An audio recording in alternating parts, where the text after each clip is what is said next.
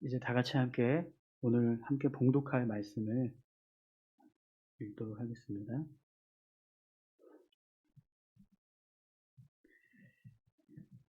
오늘 함께 나눌 말씀은 요엘서 2장 25절에서 32절까지 말씀입니다.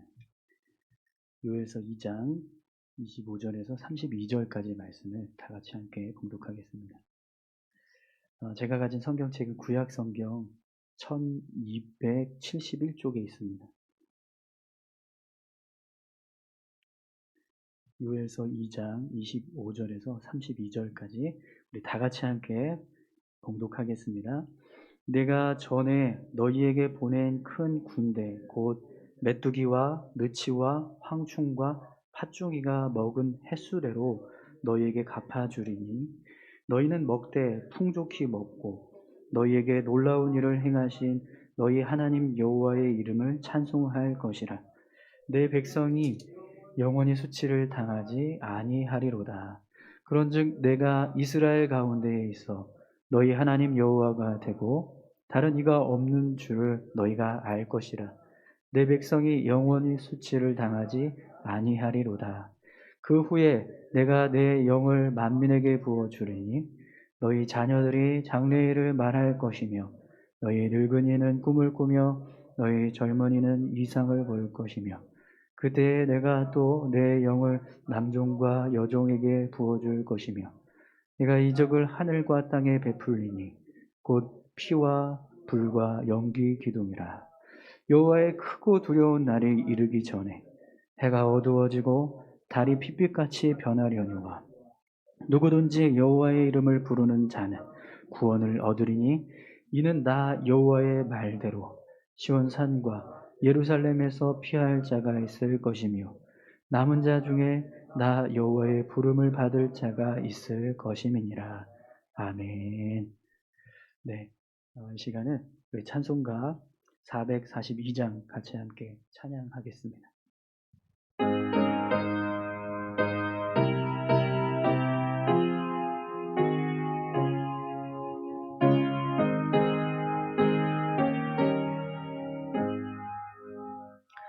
저 장미꽃 위에 있을 아직 맺혀 있는 그때에 귀에 은은히 소리 들리니 주 음성 분명하다.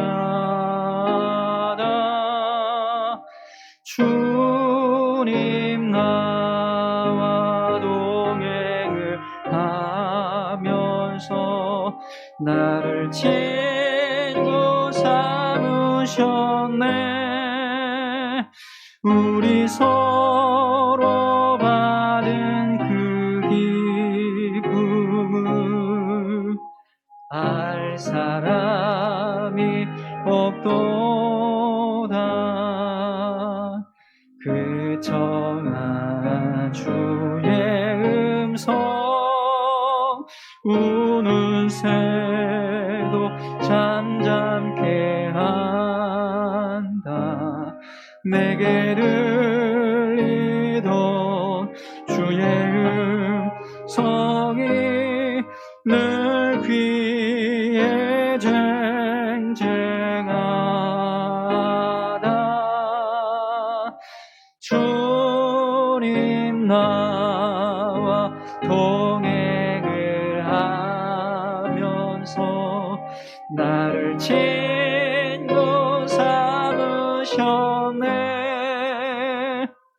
우리 서로 받은 그 기쁨을 알 사람이 없도다. 밤 깊도록 동산 안에 주와 함께 있으려 하나. 괴로운 세상에 할 일 많아서 날 가라며 하신다. 주님 나와 동행을 하면서 나를 친구 삼으셨네. 우리 바로 받은 그 기쁨은 알 사람이 없도다. 아멘. 우리 다 같이 함께 드려진 예물을 위해서 함께 기도하겠습니다. 하나님 아버지, 감사합니다. 이 시간 귀한 예물을 하나님 앞에 올려드립니다. 하나님, 이 예물을 기뻐 받아주시고 하나님의 나라와 또 몸된 교회를 위해서 귀하게 사용될 수 있도록 은혜 베풀어 주시옵소서. 우리 사랑하는 성도들이 하나님의 은혜에 감사해서 귀한 예물을 드렸습니다. 드리는 손길들마다 하나님 축복하여 주시고 저들의 삶에 부족함이 없도록 주님 넉넉히 채워 주시옵소서. 하나님, 하나님께서 주시는 은혜가 얼마나 크고 감사한지 매일매일 삶 가운데 우리가 깨닫게 하여 주시고 또 그 은혜로 인해서 매일매일 하나님을 찬송하며 살아갈 수 있도록 저희들을 인도해 주시고 보호해 주옵소서. 이제 주의 말씀을 함께 나눕니다. 말씀을 통하여서 하나님의 은혜를 깨닫게 하시고 또 그 말씀을 붙들고 믿음으로 살아갈 때 하나님께서 주시는 그 은혜 안에서 삶을 이루어가는 복된 삶이 되게 도와주옵소서. 부족하지만 주의 말씀을 전합니다. 전하는 자에게도 은혜 주시고 주님 온전히 말씀만 증거되게 부어 주옵소서. 감사드리며 예수님의 이름으로 기도드립니다. 아멘. 여러분 반갑습니다. 네, 한 주간 평안하셨나요? 네. 우리가 지난주에 이스라엘 백성들이 하나님을 찾고 구할 때 하나님께서 은혜를 주시고 또 삶을 회복시켜 주신다라고 말씀하시는 약속의 말씀을 우리가 살펴보았습니다. 이스라엘 백성들이 마음을 찢고 또 그들의 삶을 돌이켰을 때 하나님은 이스라엘 백성들에게 풍요를 주시는데 그 풍요를 지킬 수 있게 이스라엘 땅을 보호해 주시겠다라고 말씀하셨습니다. 그래서 모든 대적들이 이스라엘 땅에 미치지 못하도록 그렇게 막아주시겠다라고 하셨죠. 여러분, 삶에 아무리 풍요로움이 넘칠지라도 대적들이 와서 그 넘치는 풍요로움을 다 빼앗아 간다면 사실 그 풍요는 은혜가 될 수 없습니다. 오히려 그런 풍요는요, 은혜가 아니라 오히려 저주가 되는 거죠. 풍요로움 때문에 내가 잘 사는 게 아니라 그것 때문에 대적들이 꼬여서 그 풍요를 다 빼앗아가고 내가 고난을 당한다면 그것은 은혜가 될 수 없을 것입니다. 그런데 오늘 본문에 보면 하나님께서, 우리 지난주의 말씀이죠, 하나님께서 풍요를 주시되 그 풍요를 어떻게 하신다고요? 빼앗기지 않도록 지켜주시겠다, 그렇게 말씀하셨습니다. 여러분, 오늘 우리의 삶에도 이런 은혜가 임하기를 소망합니다. 우리가 풍요로움을 가지고 있는데 하나님께서 은혜 주셔서 그 은혜의 삶을 살아가는데 그것 때문에 내가 고난을 당하고 어려움을 당하는 게 아니라 오히려 그것을 내가 더 자유롭게 누리면서 살아갈 수 있는 은혜, 그것이 바로 하나님을 찾고 구하는 자에게 주시는 은혜라고 말씀하셨습니다. 또 이스라엘 백성들이 하나님을 찾고 구할 때 하나님은 땅과 들짐승과 또 모든 이스라엘 백성들을 만족시킬 수 있는 이른 비와 늦은 비를 허락해 주시겠다라고 말씀하셨죠. 하나님께서 주시는 은혜로 인해서 땅과 들짐승과 이스라엘 모든 백성들이 다 같이 기뻐하고 즐거워할 수 있는 그런 은혜를 하나님께서 이스라엘 백성들에게 부어주시겠다라고 말씀하셨습니다. 여러분, 우리가 아무리 지혜롭고 또 올바른 행동을 해도요, 모든 사람들을 다 만족시킬 수는 없습니다. 아무리 우리에게 능력이 있어도 우리가 그렇게 할 수 있는 능력은 없어요. 그래서 우리는요, 절대로 땅과 들짐승과 모든 사람들을 기쁘게 하고 즐겁게 할 수 없습니다. 그런데 하나님은 다르십니다. 하나님은요, 땅과 들짐승과 또 모든 백성을 기쁘게 하고 즐겁게 할 수 있는 능력이 있으세요. 하나님을 찾고 구하는 자에게는 이런 은혜를 주시겠다라고 말씀하십니다. 오늘 저와 여러분들의 삶에 모든 것을 기쁘게 하고 즐겁게 할 수 있는 그런 하나님의 은혜가 임하게 되기를 소망합니다. 이것이 지난주 우리가 함께 살펴보았던 말씀의 내용들입니다. 하나님께서 이스라엘 백성들이 하나님을 찾고 구하면 이런 은혜를 주시겠다라고 말씀하신 거죠. 이제 이어지는 오늘 본문 말씀을 우리가 같이 함께 살펴볼 텐데, 오늘 본문도 하나님께서 이스라엘 백성들이 하나님을 찾고 구하면 그들의 삶을 회복시켜 주시고 그들에게 은혜를 주시겠다라고 하는 말씀을 기록하고 있습니다. 하나님을 찾고 구할 때, 삶을 돌이켜서 하나님을 의지하며 나아갈 때 어떤 은혜를 주시겠는가, 어떤 은혜를 주시는가, 우리가 그 말씀을 같이 함께 보도록 하겠습니다. 오늘 우리가 함께 나눈 이 말씀이요, 이스라엘 백성들에게만 허락되는 은혜가 아니라 오늘 저와 여러분들의 삶에도 허락되어지는 은혜가 되기를 소망합니다. 자, 우리 그러면 하나님이 어떤 은혜를 이스라엘 백성들에게 부어주시겠다고 말씀하시는지 같이 말씀을 보도록 하겠습니다. 25절에서 27절까지 함께 말씀을 볼까요?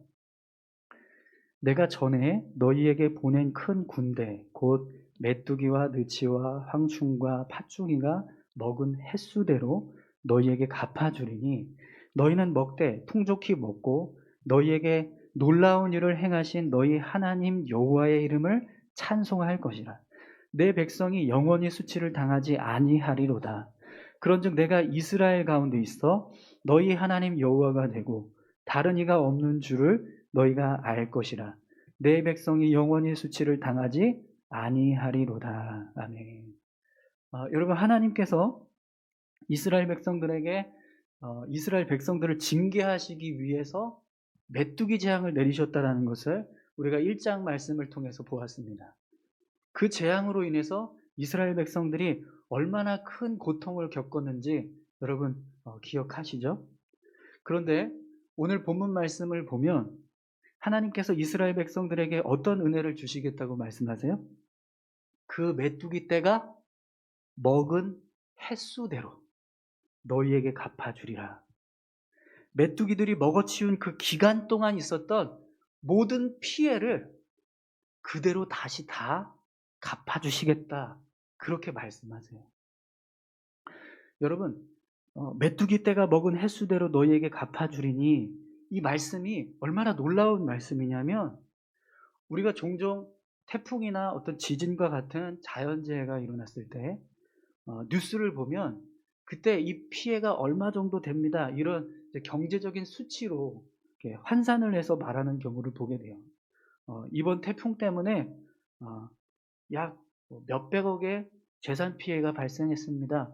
여러분 이런 이야기하는 거 뉴스로 들어보신 적 있으시죠?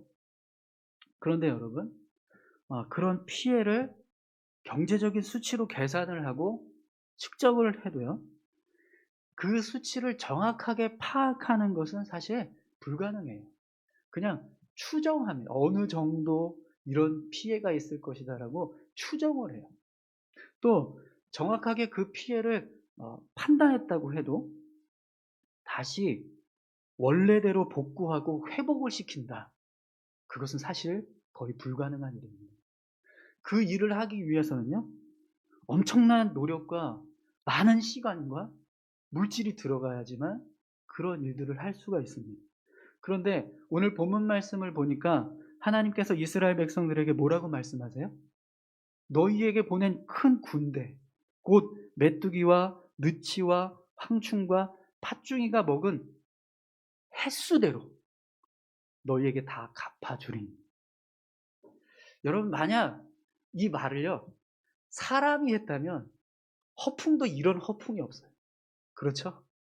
어떻게 이걸 다 내가 원상복귀 시켜주겠다 이렇게 말할 수 있겠습니까? 그런데 지금 이 말씀은 누가 하시는 말씀이죠? 하나님이 하시는 말씀입니다. 여러분, 하나님은 어떤 분이십니까?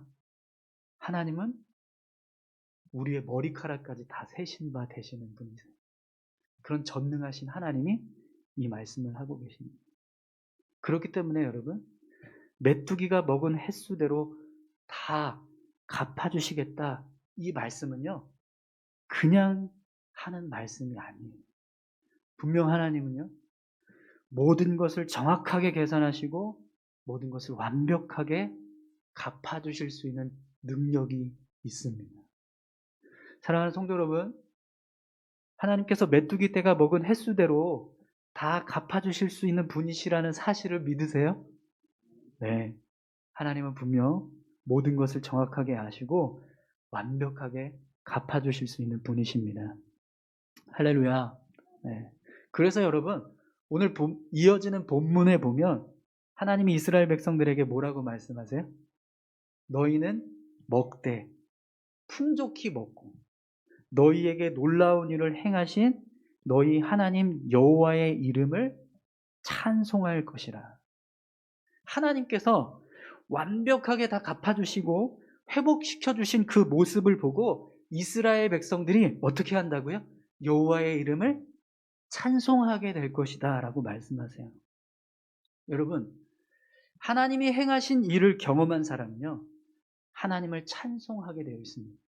왜 그러냐면 그 일을, 하나님의 행하신 그 일 속에 인간의 능력을 뛰어넘는 창조주의 능력이 보여지기 때문에 그렇습니다. 여러분, 출애굽기 14장에 보면 하나님께서 이스라엘 백성들을 홍해를 건너게 하세요.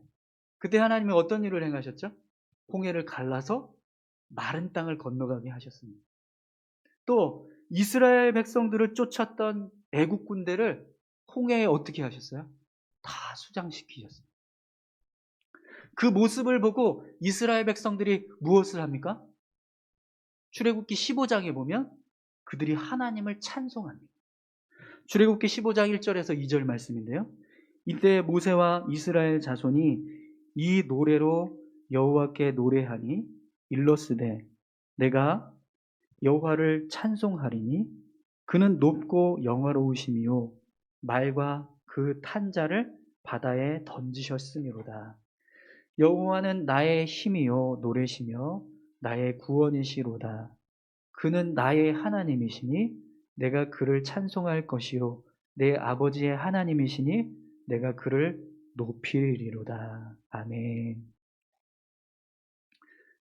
여러분, 하나님이 행하신 일을 경험한 사람은요, 반드시 하나님을 찬송할 수밖에 없습니다. 왜 그러냐면 그 안에 전능하신 하나님이 보이기 때문입니다. 여러분, 시편의 수많은 시들이 하나님의 역사를 경험한 믿음의 사람들의 찬송이라는 것을 우리가 잘 알고 있습니다. 그렇죠? 우리 시편 9편 말씀을 한번 찾아볼까요? 시편 9편입니다. 방송실 우리 마이크 소리를 좀 내려주세요. 하울링이 너무 많이 뜨네요. 네, 조금만 줄여주세요. 시편 9편 1절에서 4절까지 말씀입니다. 우리 한번 다 같이 봉독해 볼까요? 함께 봉독하겠습니다. 내가 전심으로 여호와께 감사하오며 주의 모든 기이한 일들을 전하리이다. 내가 주를 기뻐하고 즐거워하며 지존하신 주의 이름을 찬송하리니 내 원수들이 물러갈 때에 주 앞에서 넘어져 망함이니이다. 주께서 나의 의와 송사를 변호하셨으며 보좌에 앉으사 의롭게 심판하셨나이다. 아멘. 네. 하나님이 행하신 일을 보고 어떻게 하고 있죠? 하나님을 찬송하고 있습니다. 사랑하는 성도 여러분, 오늘 저와 여러분들이 하나님을 찬송할 수 있게 되기를 소망합니다. 하나님이 우리의 삶에 행하신 놀라운 일들로 인해서 창조주 되시는 하나님을 깨닫게 되고 또 온 우주 만물을 다스리시는 주인 되심을 깨달아서 하나님을 찬송하는 그런 믿음의 삶이 될 수 있기를 축원합니다. 이것이 이스라엘 백성들이 하나님을 찾고 구할 때 하나님께서 허락하시는 은혜라고 말씀하고 있습니다. 그런데 여러분, 오늘 본문 말씀을 보면 이 은혜를 설명하는데 두 번 반복해서 똑같은 말씀을 하는 것을 보게 돼요. 그게 뭐죠? 오늘 본문 말씀에서 뭐라고 계속 반복하고 있죠? 26절하고 27절 마지막 부분에 보면 똑같은 말씀이 반복이 되죠? 우리 한번 읽어볼까요? 내 백성이 영원히 수치를 당하지 아니하리로다. 26절과 27절 마지막 부분에 이렇게 두 번 연거퍼서 똑같은 말씀을 반복하고 있습니다. 그럼 여러분, 왜 이 내 백성이 영원히 수치를 당하지 아니하리로다라고 하는 이 말씀을 반복하고 있을까요?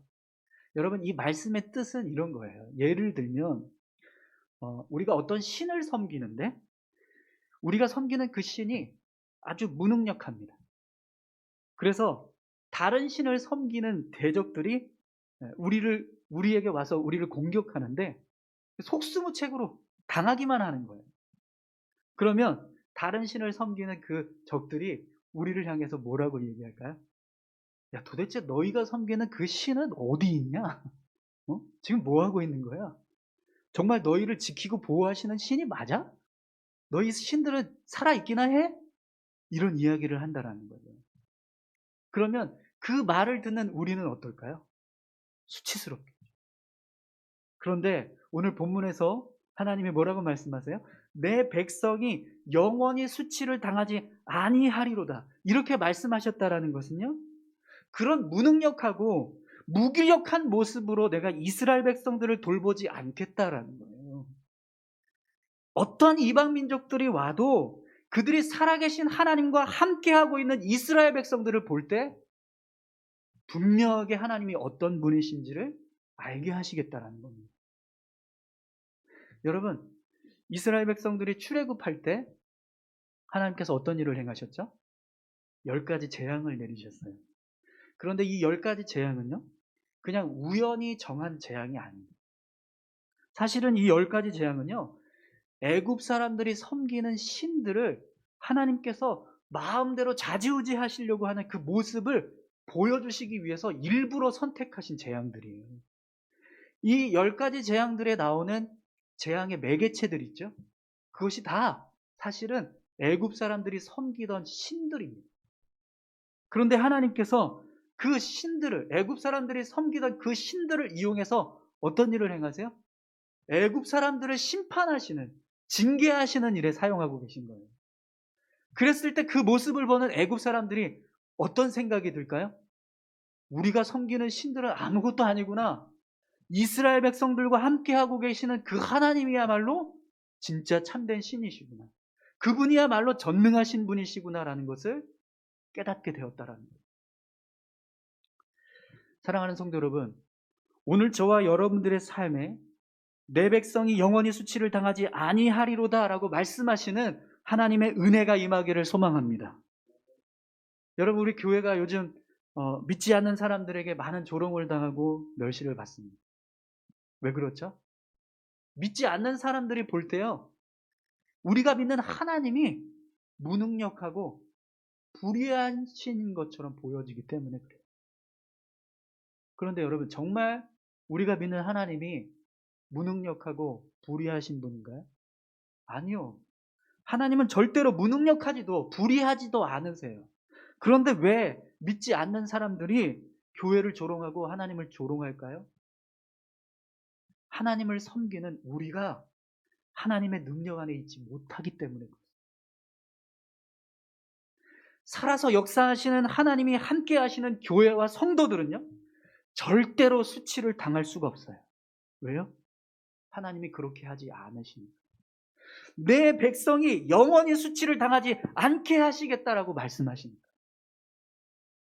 오히려 하나님과 함께하는 교회와 성도들은요, 세상을 향해서 두렵게 하는, 놀라게 하는 존재들입니다. 사랑하는 성도 여러분, 오늘 우리 교회가 그런 교회가 되기를 소망합니다. 오늘 우리가 그런 성도들이 될 수 있기를 소망합니다. 오늘 저와 여러분들의 삶에 하나님이 함께 하셔서 우리가 하나님의 백성이 되고 하나님이 우리 아버지 되신다는 사실을 나타낼 수 있기를 소망합니다. 오늘 우리의 삶에 역사하시는 하나님의 능력 때문에 우리가 매일 하나님을 찬송할 수 있는 삶을 살아갈 수 있게 되기를 간절히 소망합니다.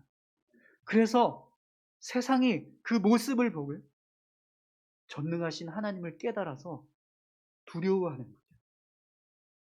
오늘 저와 여러분들이, 우리 교회가 그런 세상을 향해 두려운 존재가 될 수 있는 그런 교회와 성도가 될 수 있기를 소망합니다.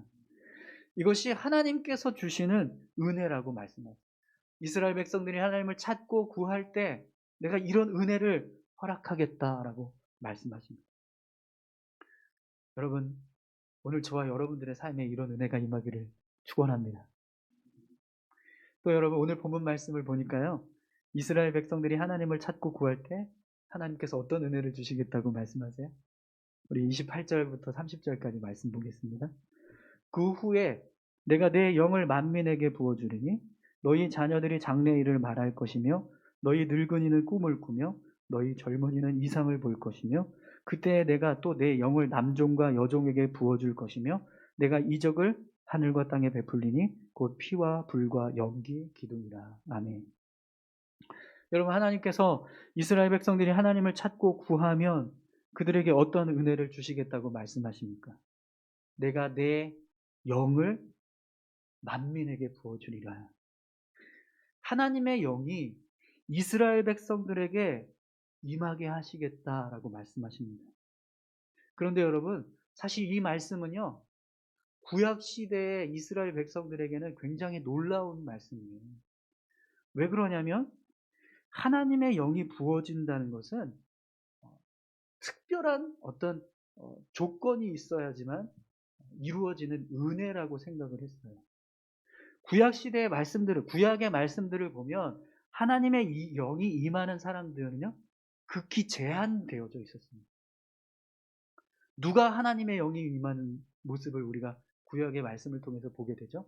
선지자, 제사장, 왕, 아니면 사사, 이런 민족의 지도자들이었습니다. 특별한 경우에 하나님께서 어떤 특정한 일을 이루시기 위해서 은혜를 부어주시는 경우도 있어요. 출애굽기 35장에 보면 부살렘과 오홀리압이 바로 그런 사람들입니다. 하나님이 이 두 사람에게 하나님의 영을 부어주셔서 어떤 일을 하게 하시죠? 성전의 기물들을 만들게 하시는데 하나님이 말씀하신 말씀 그대로 그 기물들을 다 만들어내요. 그 일을 하시기 위해서 하나님이 하나님의 영을 그들에게 부어주셨다는 거예요. 또 민수기 11장에 보면 70인의 장로들이 하나님의 영에 감동이 되어서 예언하는 모습을 봅니다. 그때도 사실은 하나님이 그들에게 하나님의 영을 부어주셨던 이유가 모세가 혼자서 이스라엘 백성들을 다스릴 수가 없었기 때문에, 그래서 그들에게 하나님의 영을 부어주셔서 다 같이 이스라엘을 다스릴 수 있도록 하기 위해서 이런 일들을 행하셨어요. 구약 시대에 하나님의 영이 임한다는 것은요, 극히 제한적이고 또 한정된 사람들에게만 주어지는 은혜였었다라는 거예요. 그런데 오늘 본문에서 하나님의 이 영을 어떻게 하시겠다고 말씀하세요? 만민에게 부어주시겠다고. 여러분, 지금 이 말씀이 언제 선포되는 말씀입니까? 신약 시대입니까? 구약 시대입니까? 구약 시대예요. 요엘 선지자가 활동하던 당시는 구약 시대였습니다. 신약의 역사가 아닙니다. 지금 이스라엘 백성들은요, 구약의 말씀을 듣고 있는 사람들입니다. 그런데 지금 이들을 향해서 뭐라고 말씀하세요? 만민에게 하나님의 영이 부어지게 하시겠다. 만민이라는 말은 모든 육체라는 뜻입니다. 하나님께서 지금 모든 육체에게 하나님의 영을 부어주시겠다라고 말씀하시는 거예요. 신약적인 사고를 가지고 있는 우리에게는요, 이것은 당연한 일이에요. 그죠? 오순절 성령 강림을 통해서 우리는 하나님의 영이 모든 성도들에게 임하게 되었다는 사실을 알고 있습니다. 그러나 구약 시대의 이스라엘 백성들은요, 이 말씀을 듣는 순간 놀라는 거예요. 하나님께서 우리에게 하나님의 영을 부어주시겠다고. 분명 구약시대에 하나님의 영이 임하는 사람들은 정해져 있었어요. 선지자나 제사장이나 왕과 같은 지도자들이었습니다. 그런데 이것을 하나님께서 어떻게 하세요? 모든 사람들에게, 모든 육체에게 부어주시겠다라고 말씀하십니다. 그래서 여러분, 오늘 본문 말씀을 보면 하나님의 영이 누구에게 임하세요? 자녀들, 늙은이, 젊은이, 남종, 여종, 모든 세대, 남녀노소, 지위고하를 막론하고 모든 이들에게 하나님의 영이 임하게 될 것이다 라고 말씀하십니다. 사랑하는 성도 여러분, 하나님을 찾고 구하는 자에게 하나님의 영이 임하게 될 줄 믿습니다. 오늘 저와 여러분들이 하나님을 찾고 구할 때 하나님께서 우리에게 하나님의 영을 부어주시겠다라고 말씀하신다는 거예요. 할렐루야. 네. 여러분, 이것이 하나님을 찾고 구하는 자에게 주시는 은혜라고 요엘 선지자가 말씀하고 있습니다. 그런데 여러분, 그러면 이 하나님의 영이 임하게 되면 어떤 일이 일어나게 될까요? 오늘 본문 말씀을 보니까 우리 자녀들이 장래일을 말할 것이며 너희 늙은이는 꿈을 꾸며 너희 젊은이는 이상을 볼 것이다, 이렇게 말씀하세요. 여러분, 자녀들에게 혹시 가끔 이런 질문을 하시죠? 너는 장차 커서 무엇이 되고 싶니? 너는 장래 희망이 뭐니? 이런 이야기를 합니다. 그러면 그 질문을 듣는 자녀가 저는 앞으로 뭐가 될 거예요, 이렇게 말하는 자녀가 보기 좋으세요? 아니면 모르겠어요, 저는 아무것도 되고 싶은 게 없습니다, 이렇게 말하는 자녀가 보기 좋으세요? 당연히 장래의 희망을 이야기하는 자녀가 보기 좋을 겁니다. 그렇죠? 물론 모든 자녀들이 다 미래에 대해서 구체적인 어떤 계획을 세우고 살아갈 수는 없습니다. 그러나 우리 자녀들에게 장래에 대한 소망을 품는 모습은 분명 필요합니다. 저는 무엇이 되고 싶습니다, 이런 구체적인 계획이 없더라도 장래에 대한 소망을 품고 미래에 대한 꿈을 가지면서 살아가려고 하는 자녀가 복된 자녀라는 거죠. 그런데 여러분, 이런 일을 누가 행하신다고 말씀하세요? 하나님의 영이. 하나님의 영이 우리 자녀들에게 임할 때 우리 자녀들이 장래의 소망을 품고 살아갈 수 있게 하시겠다라고 말씀하십니다. 오늘 우리 자녀들에게 그런 일이 있기를 소망합니다. 하나님의 영이 우리 자녀들에게 임해서 그들이 소망을 품고 살아가는 자들이 되었으면 좋겠습니다. 또 여러분, 하나님의 영이 임하게 될 때 어떤 일이 일어나게 하시겠다고 말씀하세요? 늙은이가 꿈을 꾸고 젊은이가 이상을 볼 것이라, 이렇게 말씀하는데요. 사실 여러분, 오늘 본문 말씀에서 장래일, 또 꿈, 이상, 이런 것들은요, 단순히 그냥 앞으로 어떤 일이 일어나게 될 것인지 어떤 미래에 일어나게 될 일들을 말하는 게 아니에요. 사실 이것은요, 하나님께서 보여주시는 특별한 계시를 말씀하는 거예요. 하나님의 선하신 뜻, 하나님께서 이루시고자 하는 어떤 계획하신, 이걸 지금 말씀하는 거거든요. 그러니까 하나님의 영이 임하면 우리 자녀들이 하나님의 선하신 뜻을 알게 되고 하나님의 특별한 계시를 보게 되고 하나님께서 이루시고자 하는 계획들을 알게 된다라는 거예요. 하나님께서 하나님의 영을 부어주셨을 때 그 사람이 어떤 일을 하게 된다라는 거예요. 하나님께서 말씀하시는 계시를 말하게 되고 하나님의 뜻을 알게 되고 하나님의 계획을 보게 된다라는 거죠. 그래서 여러분, 사도행전 2장을 보면 오순절 성령 강림 때 어떤 일이 일어납니까? 120명의 성도들이 마가의 다락방에서 기도를 해요. 그때 어떤 일이 일어나죠? 성령이 임하셨는데 그들이 각자 방언으로 기도합니다. 그런데 그 방언의 기도 내용이 무슨 내용이에요? 하나님의 큰 일을 말합니다. 사도행전 2장 11절 12절 말씀인데요. 그레데인과 아라비아인들이라 우리가 다 우리의 각 언어로 하나님의 큰 일을 말함을 듣는도다 하고 다 놀라며 당황하여 서로 이르되 이 어찌된 일이냐 하며. 유월절을 지키기 위해서 예루살렘으로 왔던 디아스포라 유대인들, 각 나라에 흩어져서 살던 유대인들이 모였는데, 그들이 각자 자신들이 살고 있는 나라의 언어들로 하나님의 큰 일을 말하고 있는 성도들의 모습을 보고 놀라고 있어요. 이것을 누가 행하셨기 때문입니까? 하나님의 영이 임하셔서 그들이 하나님의 큰 일을 말할 수 있게 하셨기 때문이라는 거죠. 또 여러분, 이때 어떤 일들이 있었습니까? 베드로가 성령이 충만해서 하나님의 말씀을 선포해요. 그랬더니 그날 예수 그리스도를 믿고 세례를 받은 성도의 수가 3천이나 더하다라고 성경은 기록하고 있습니다. 사도행전 2장 38절에서 41절 말씀인데요. 우리 한번 찾아보실까요? 사도행전 2장 38절에서 41절까지 말씀입니다.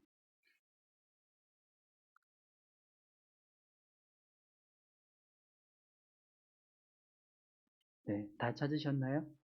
사도행전 2장 38절에서 41절까지 말씀입니다.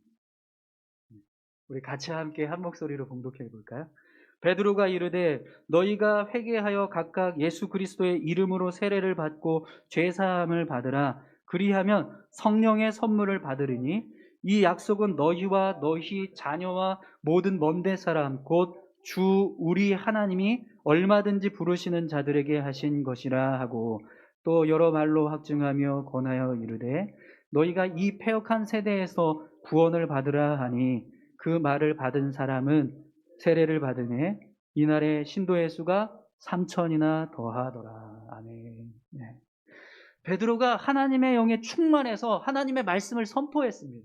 그랬더니 그 말씀을 듣는 사람들에게도 하나님의 영이 임하고, 그 하나님의 영이 그들에게 임하니까 그들의 심령이 변화되어서 세례를 받고 예수 그리스도를 영접하는 성도의 삶으로 변화되더라는 것입니다.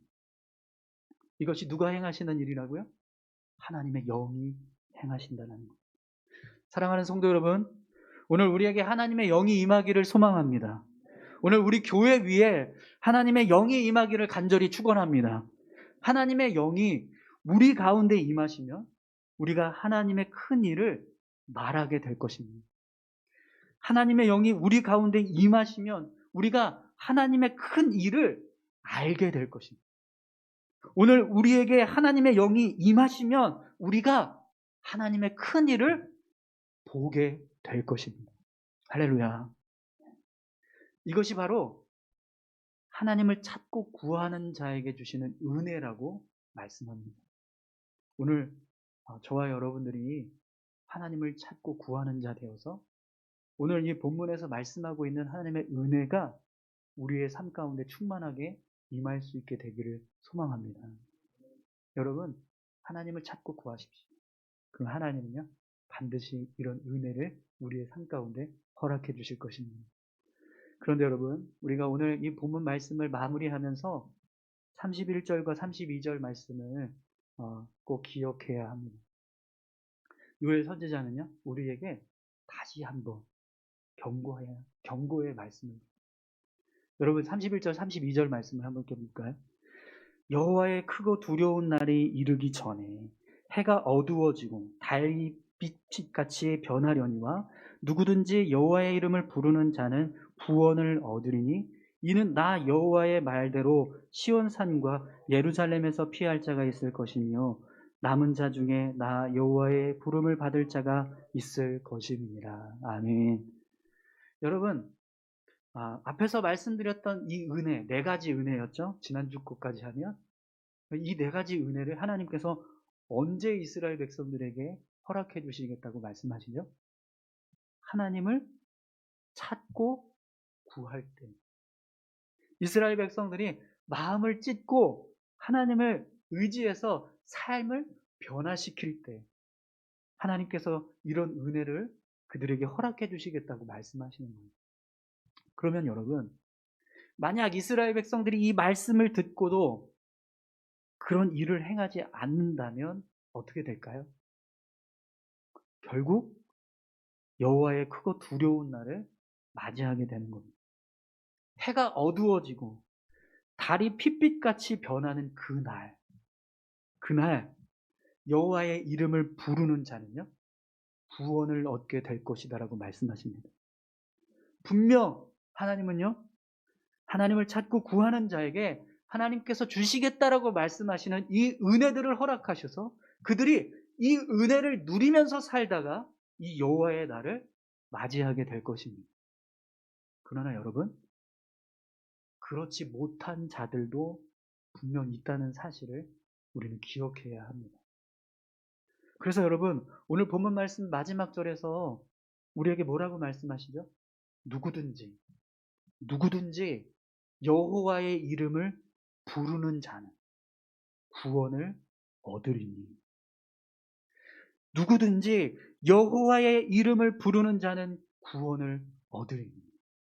여러분, 이 말씀은요 하나님의 이름을 부르는 자가 구원받는다라는 말씀도 되지만 반대로 이해하면요 하나님의 이름을 부르지 않는 자는 구원받지 못한다라는 말씀도 돼요. 하나님은요 아주 분명하게 우리에게 말씀하십니다.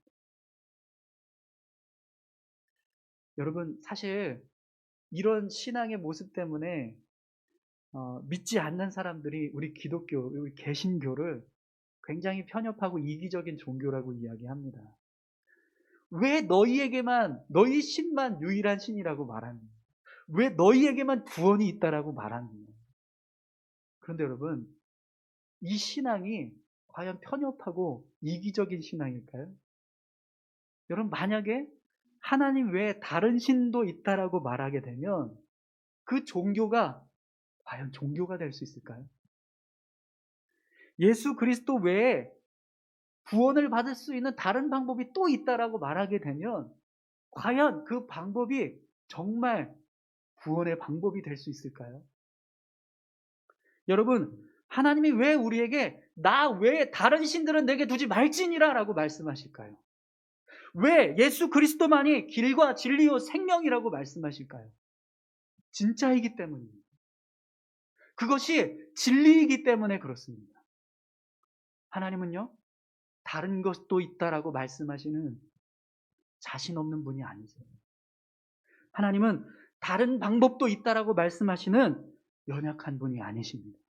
그분은 우리에게 진심으로 말씀하십니다. 하나밖에 없다라. 나의 이름을 부르는 자가 구원받는다라고 말씀하십니다. 오늘 저와 여러분들이 하나님의 이름을 부르는 자 되기를 소망합니다. 오늘 우리의 삶이 여호와의 이름을 부르며 살아가는 자 될 수 있기를 소망합니다.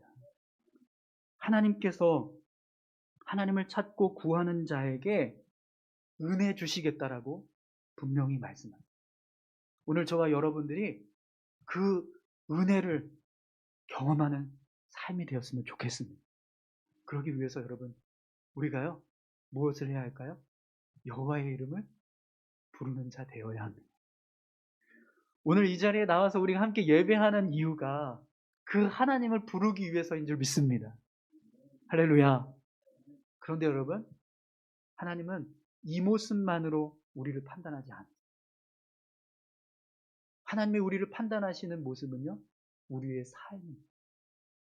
우리가 살아가는 모습, 우리가 살아가는 모습 속에서 하나님은 나를 찾고 구하는 자를 보신다는 거예요. 사랑하는 성도 여러분, 오늘 우리가 정말 하나님의 이름을 부르는 자 되기를 소망합니다. 그래서 오늘 이 말씀에서 우리에게 허락해 주시겠다라고 하는 이 은혜들을 우리 모두가 정말 삶 가운데서 충만하게 누리는 그런 귀한 삶을 우리가 살아가게 되기를 소망합니다.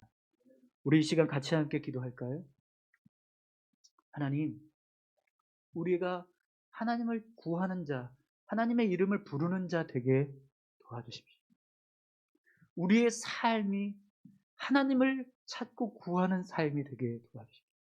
그래서 오늘 이 말씀처럼 하나님께서 부어주시겠다라고 하는 이 은혜들을 우리가 경험할 수 있게, 삶에 체험할 수 있게 도와주십시오. 우리 같이 함께 이렇게 기도했으면 좋겠습니다. 함께 기도하겠습니다. 하나님 아버지 감사합니다. 하나님 아버지, 우리를 인도하시고 우리를 주관하시는 주여, 우리의 삶을 주장하시는 아버지 하나님, 은혜 주시고 하나님 함께하여 주시옵소서.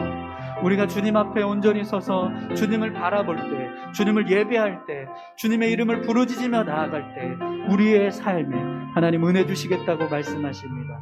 그 은혜가 우리의 삶에 충만하게 임하여서 그 능력으로 인하여 우리의 삶이 하나님 보시기에 더욱더 능력 있는 삶을 살아갈 수 있게 도와주시옵소서. 오늘 우리 교회 위에, 오늘 이곳에 속해서 하나님을 향하여서 예배하는 우리 모두 위에 하나님 그런 은혜가 임하기를 간절히 소망합니다.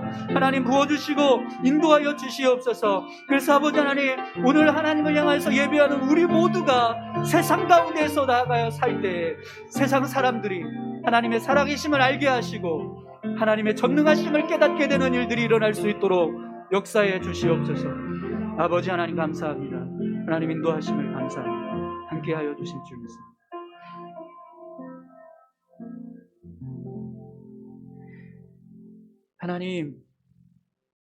하나님의 살아계심을 증거하고 나타낼 수 있는 모습은 우리가 교회에 모여서 예배하는 모습이 아니라 세상 가운데서 하나님과 동행하며 하나님의 능력을 경험하며 살아가는 모습인 줄 믿습니다.